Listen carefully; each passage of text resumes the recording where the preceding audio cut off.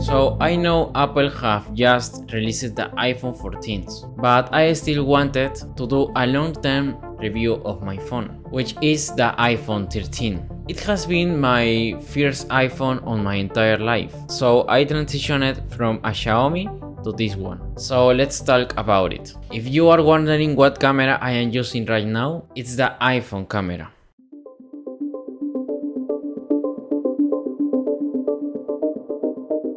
What's most impressive for me is just how beautiful a phone can be. I really do love the design of this model. From the front, the iPhone 13 looks pretty much the same as the past iPhones. However, if you turn it around, you will understand what I am talking about. The color looks pretty sharp and crispy. The camera modules in this diagonal position, the details on the aluminum and on the crystal around them. The buttons, that all of them are very responsive. The up and down volume buttons, the on and off button, and the silent mode switch. The build quality of this phone is out of the world. Without mentioning that is basically the same design as the previous generations, and it still has the Lightning port and not USB-C. But with the rumors, I think that it will be coming soon with the iPhone 15s.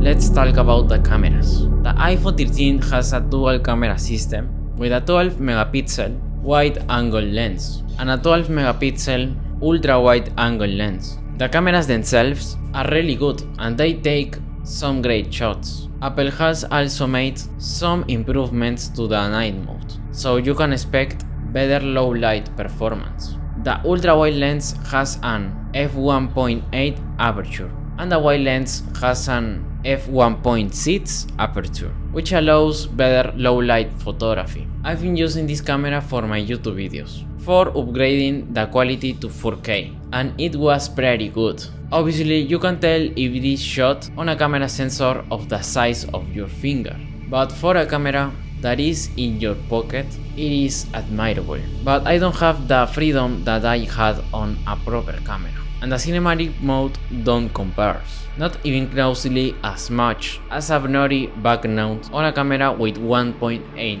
of aperture. That is the most remarkable difference I saw comparing it with my Nikon DSLR.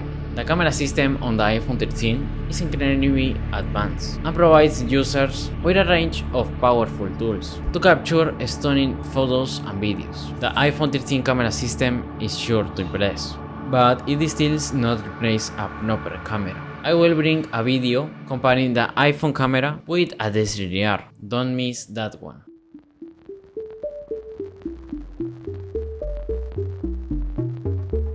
The display on the iPhone 13 is one of the most stunning displays I've ever seen on a phone. It features a 6.1-inch Super Retina HDR display, and everything looks sharp.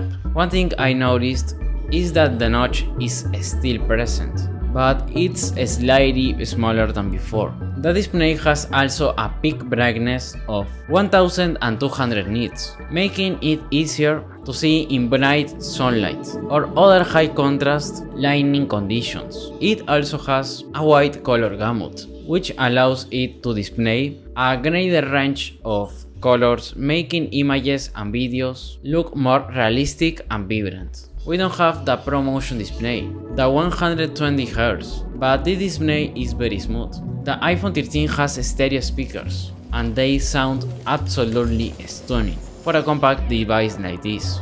For being the first time on an iPhone, I really liked the experience with the device. At the time of recording this video, the iPhones have iOS 16 and it has been a really likable and pleasure experience, especially with the new lock screen. I like the level of personalization that you can put on your iPhone nowadays. One thing I was amazed about was the haptics. When I am typing, when I turn on and off the silent mode switch, and the interactions with the device. Moving on to performance, we have the A15 Bionic chip.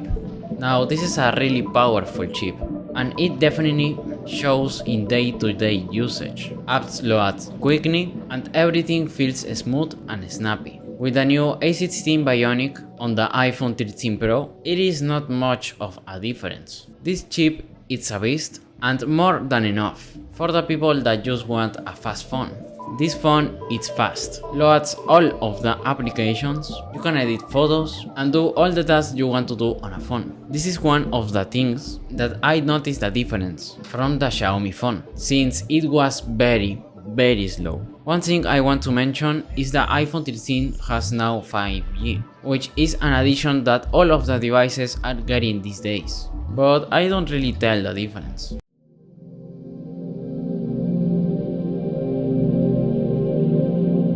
When it comes to battery life, I can get a day of usage, with light and heavy usage, with no problem.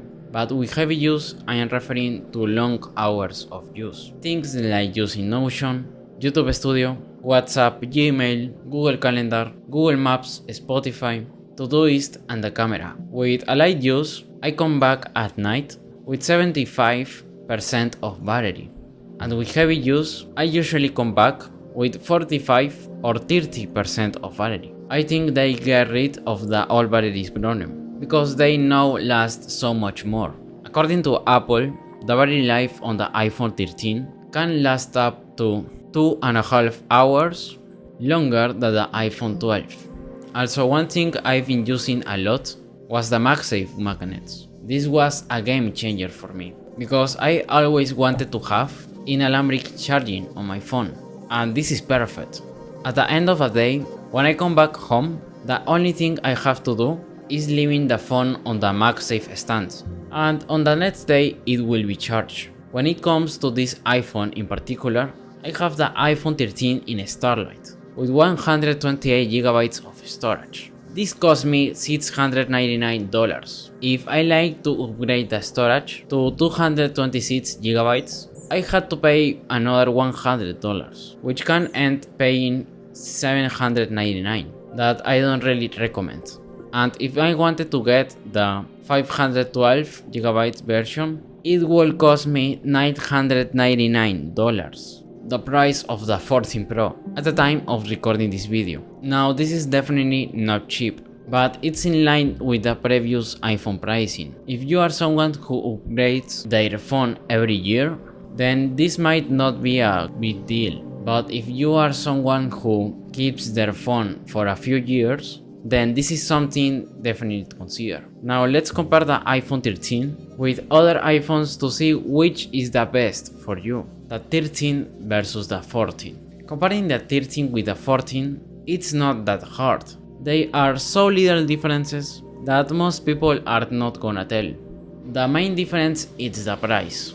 The 13 starts at $699 and the 14 at $799. So for $100 more, what are you getting? Both they have the same chip, the A15 Bionic, but the iPhone 14 has a 5-core GPU, while the iPhone 13 has a 4-core GPU. Then the 14 can record video in cinematic mode at 4K, while the iPhone 13 at 1080p. And as a final difference, you can now record video with the action mode on the 14. That's all the differences. All the rest is exactly the same. The design, the battery, display and the processor. These phones are basically the same. So that's why I chose the 13 and I didn't spend $100 more, and I recommend you the same, but only if you really care about these little differences that I mentioned earlier or you have extra money to spend, do it. With a 13 mini, it's a little more hard to decide. So the main differences and factors that will make you decide for one of these two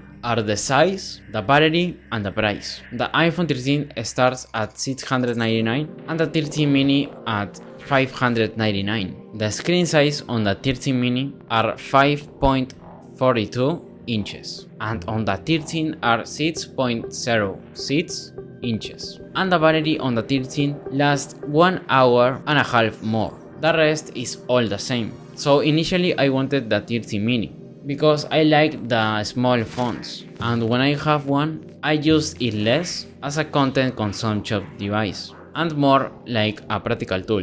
And I regret not choosing the 13 mini because of this. Whatsoever, for most people the 13 is perfect because they want to consume content, but based on the factors I said earlier, you can decide on one of the two, and the 13 versus the 12.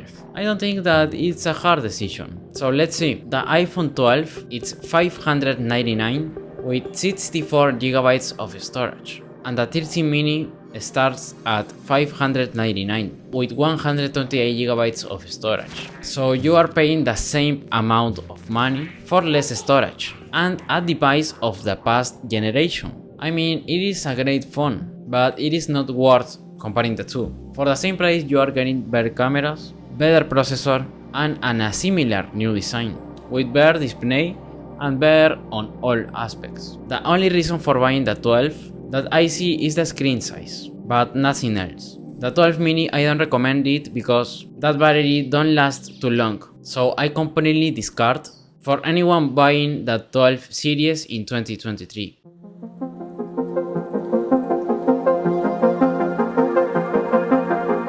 The iPhone 13 is the perfect phone for me. Great battery life, beautiful design, beast performance and great cameras. I make 3 videos about this iPhone, an unboxing, a what's in my phone, and a real day in the life with this device. So if you like this review, make sure to check those out. Subscribe and see you in the next one. Bye bye.